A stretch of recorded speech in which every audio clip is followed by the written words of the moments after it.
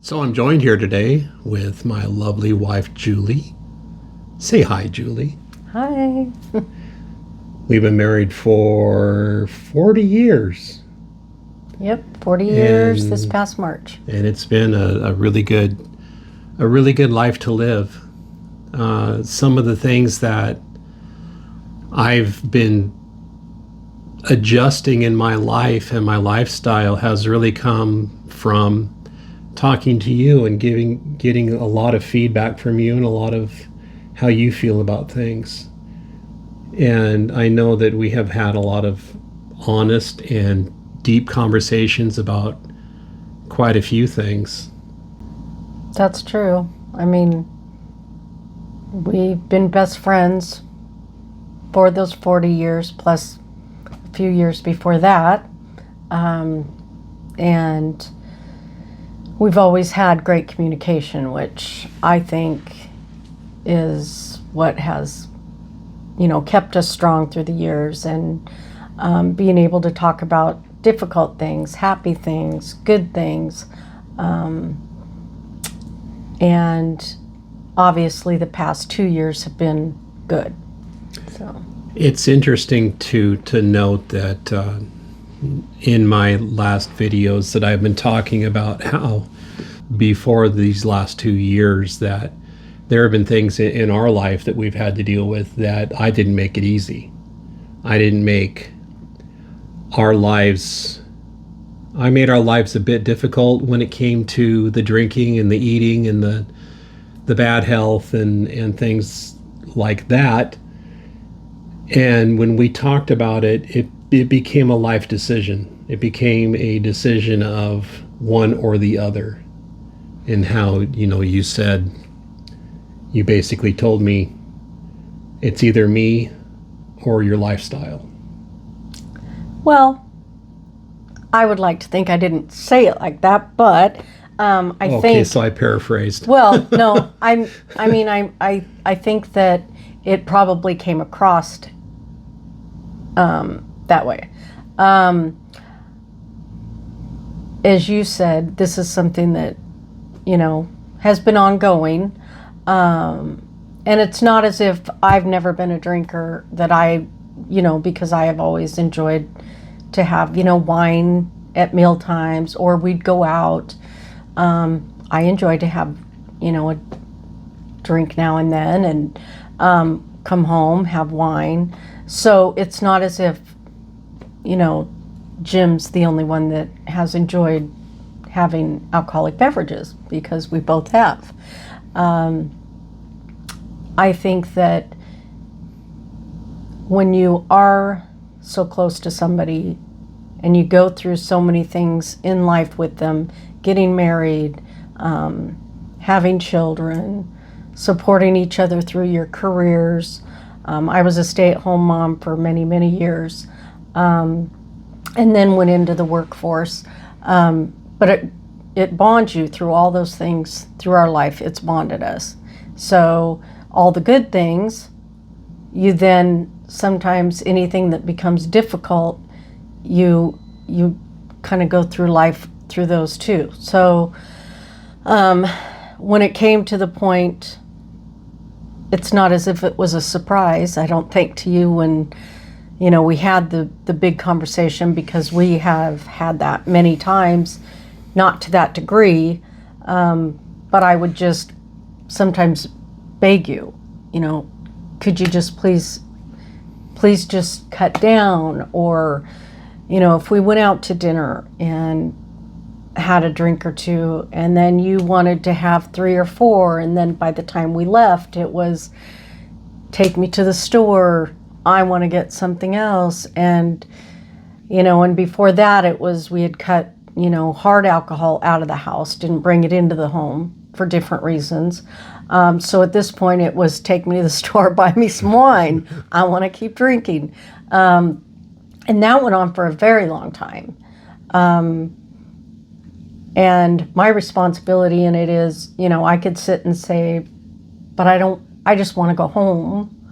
I don't think we need to go to the store, but he would insist. So what was I going to do at the time?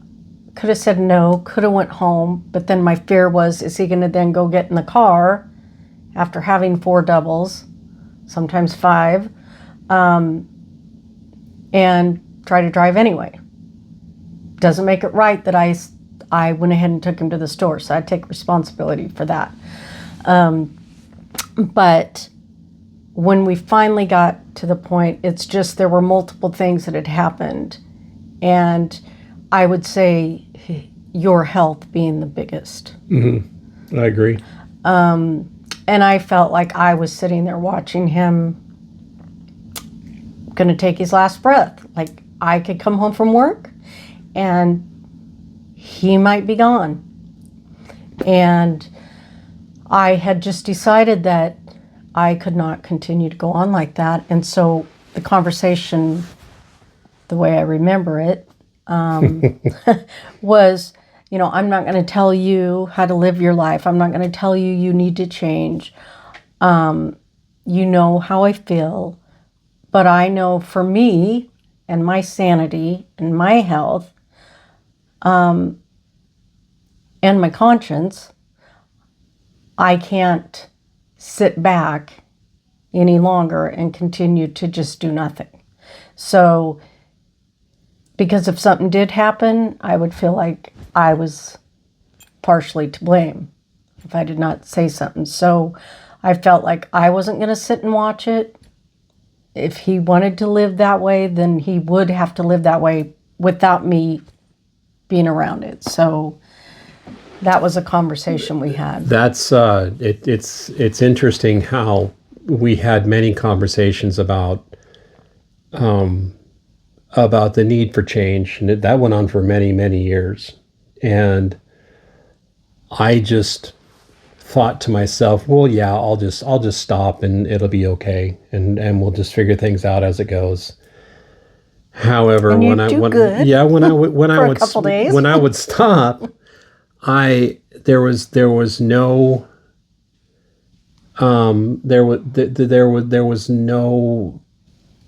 when I was stopping at those moments, there was no accountability to say you have to stop. And when I would drink, I would drink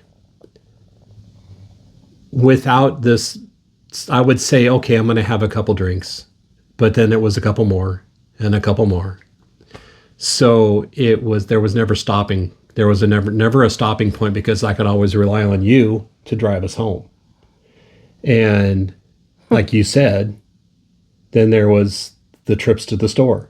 Mm-hmm. And the time that we were out having dinner, and I was wearing the new shoes, mm-hmm. Mm-hmm. and walking to the restroom and twisted my ankle.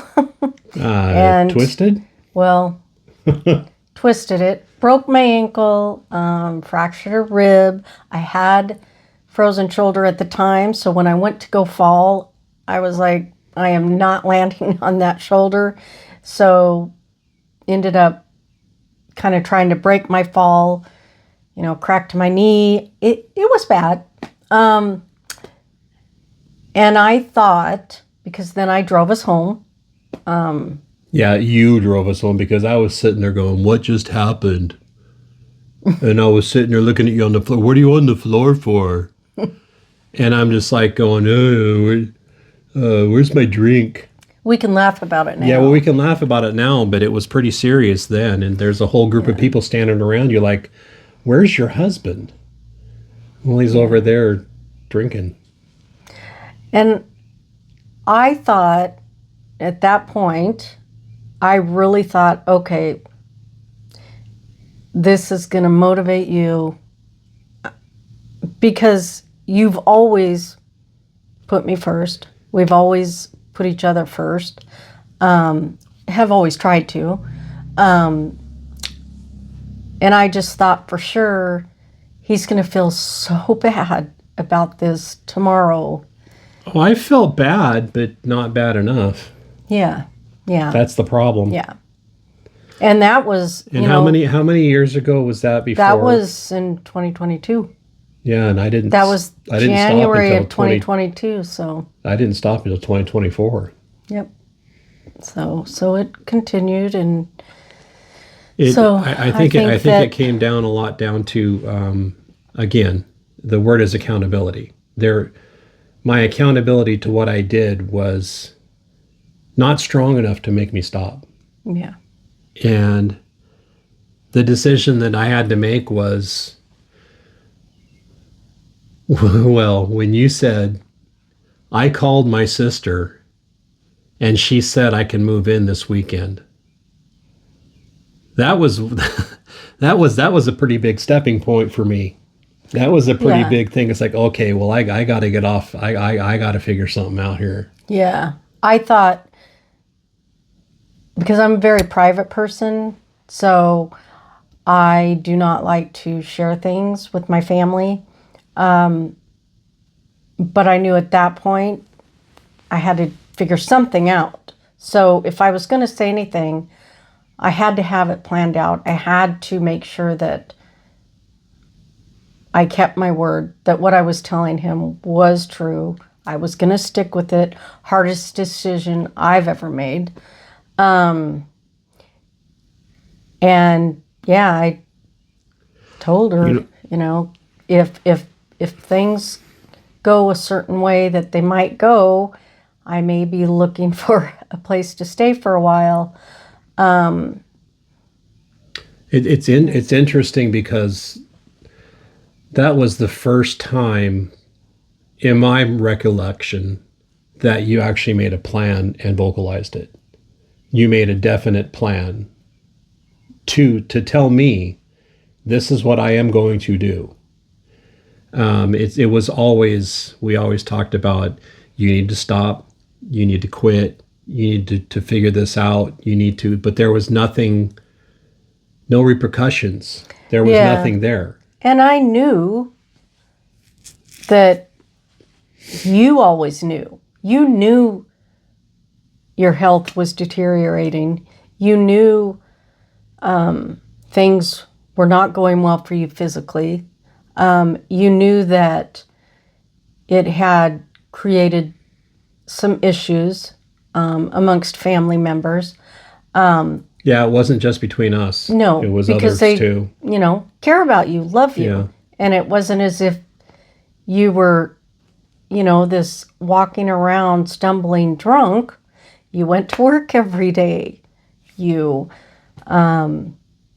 came home every day. You took on responsibilities for other family members. We both did that weren't our responsibilities, but we did it at the time because that's what we It do. just needed to happen. And you still stepped up to the plate there more than a lot of people would. But it was just as if we were in this motion of something was always happening, something was always going on. And so the drinking got on the back burner all the time, addressing it, because you were functioning.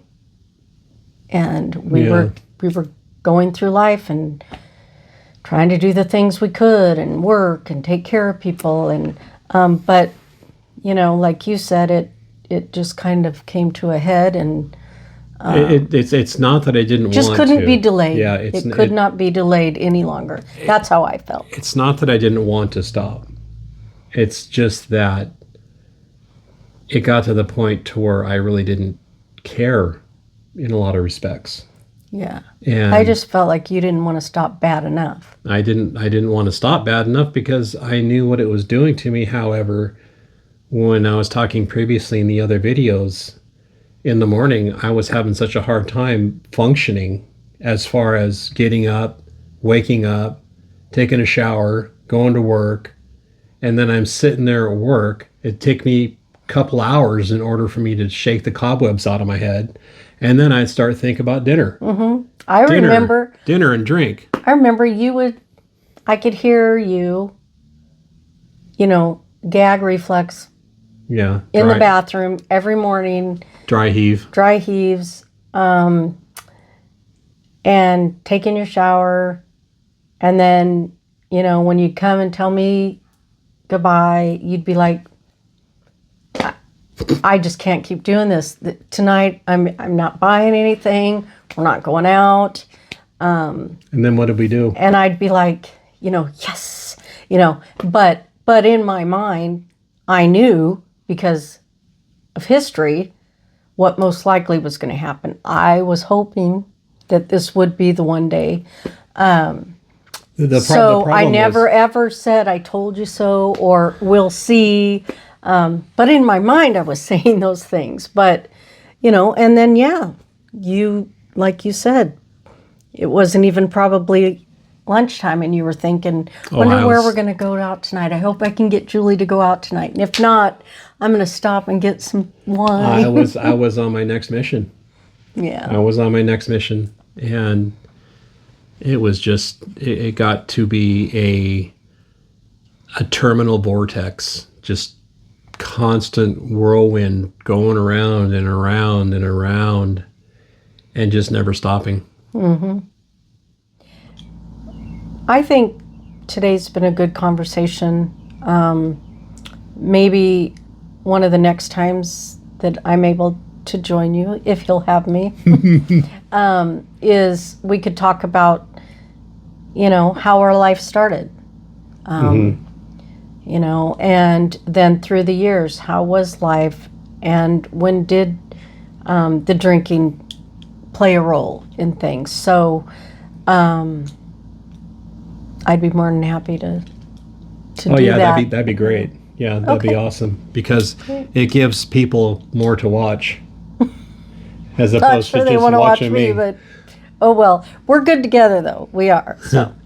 So just remember, if you like this video, there's going to be more to come up. If you want to, please like this video. And if you have any questions or any thoughts, or maybe something you want us to expand on, leave a comment.